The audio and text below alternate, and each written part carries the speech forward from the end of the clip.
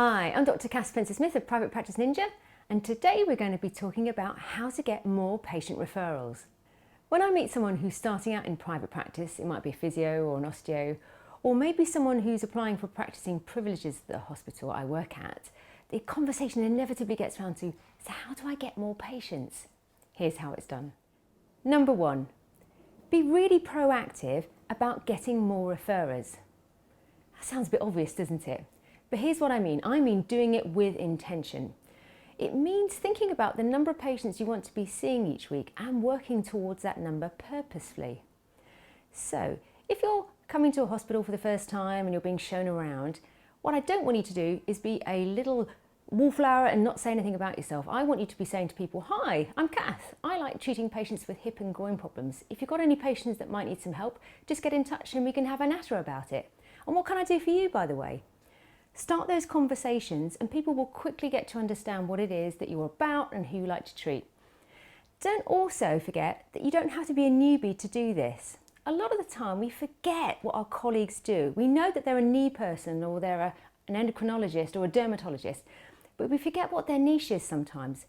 So be keen to keep reminding people when you meet them, I really met some great patients today. This person who had this amazing esophageal varices thing, I completely sorted out. And we'll remember next time we have a patient with that problem. Sometimes we're a little bit worried to reach out and ask for referrals from colleagues because we think it's going to sound a bit desperate or we're a bit needy. But actually it really doesn't come across that way. Recently, one of my favourite physios emailed me and said, "Kath, it's a bit quiet in clinic this week. Got any patients?" And I said, "Yeah, of course. I'd be absolutely glad to send you the next patient who's suitable to come to see you." If you're feeling a bit shy about this, maybe make it work around sort of availability for people. So in other words, you could say, "It's half term this week. If you happen to have any post-op patients that need seeing, I've got capacity, so don't forget to think of me." Number two, asking existing patients for referrals. Be honest with yourself, how good are you at doing this? Being British, it doesn't come easy, does it? But actually, if you do a really good job for a patient, it's completely acceptable for you to be able to say to them, "Think of me if you've got friends or chums in your situation." The trick is to get the timing right. So if a patient says, "Oh, I'm so pleased I came to see you. We got around the marathon, I'm in one piece, did a brilliant time, nailed that PB." You can say, "Thanks, that means a great deal to me.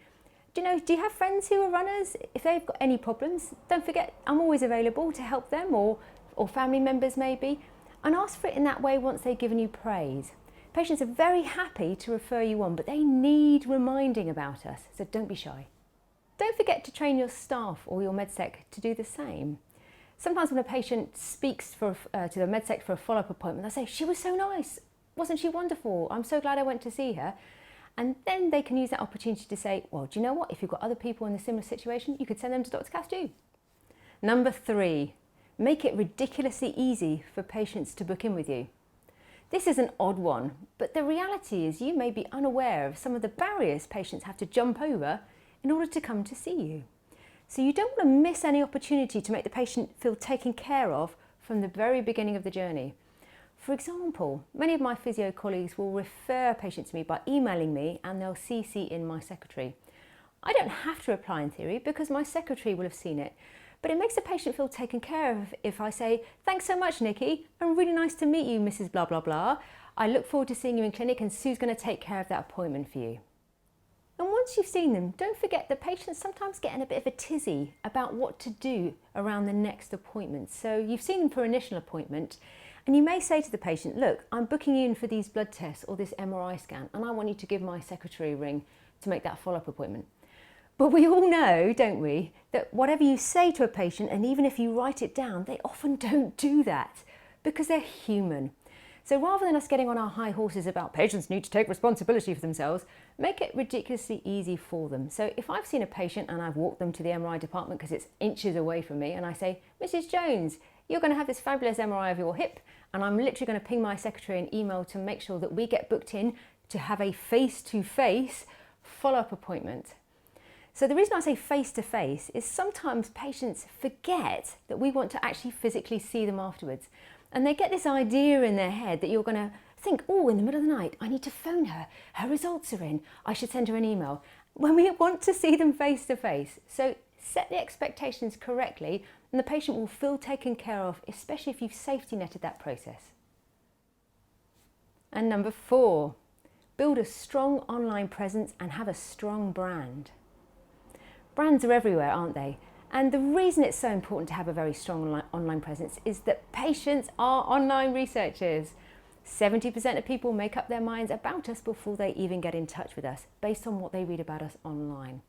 So if you've got a weak brand or a crappy website that your brother put together, you're not going to stand out as being the go-to person when that patient has a problem. We'll be talking about brands more next time. I'm Dr. Kath at Private Practice Ninja, and we'll see you next time.